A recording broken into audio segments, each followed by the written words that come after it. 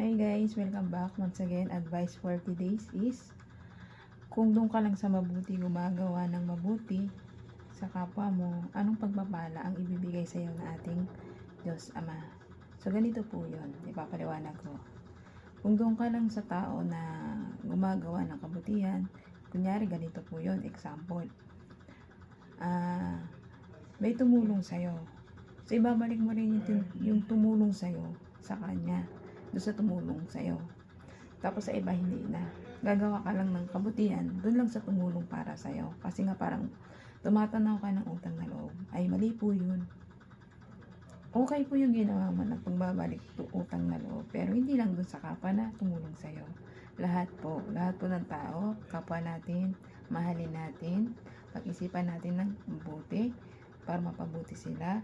Tulungan natin yung mga taong nangangailangan ng tulong na financially, lalong-lalo na yung talagang walang-wala talaga. Na makikita mo naman talaga as in. Ganun po yun. So kapag isa kang taong matulungin, may mabuting kalooban, malawak na pangunawa, at parating nagdadasal sa ating Diyos Ama, Diyos Anak na bigyan tayo ng blessing para makatulong tayo sa kapwa-tao natin na ma-spread din natin sa kanila yung tinulong sa atin na blessing ni Papa God. Kapag ang isang tao po kasi bini-blessing, kailangan din natin i-share yun. Hindi lang doon sa mga taong tumulong sa atin, kundi sa lahat talagang nangangailangan ng tulong. Huwag po lang doon sa iisa lang, kundi para sa lahat. Para sa lahat. Marami po kasing nangangailangan dito sa mundong ito ng tulong, lalong-lalo na marami pong mahihirap at nagugutom. Papalad tayong mga kahit paano may trabaho at nakakapag-provide tayo sa pamilya natin. Hindi man malaki ang sahod natin, tama lang, pero kahit paano kapag nakakita tayo ng kapwa-tao natin na sa daanan na nagtitinda, bigyan natin kahit pambiling tubig o biskuit. At least nakatulong tayo, di ba? Nakapawi tayo kahit isang merienda nila, ng pawi ng gutom nila, sa hirap ng pagod nila sa lansangan, na nagtitinda sa sobrang init, di ba? Sa panahon ngayon, sobrang init, di ba? Kahit doon man lang mahabag tayo sa mga kapwa-tao natin na nagugutom at napapagod. Siyempre, natural na naghanap buhay sila at mapagod sila. Pero siyempre, kahit maimpasan man lang isang pagkain nila na merienda nila, di ba? Kahit tubig lang naman, di ba?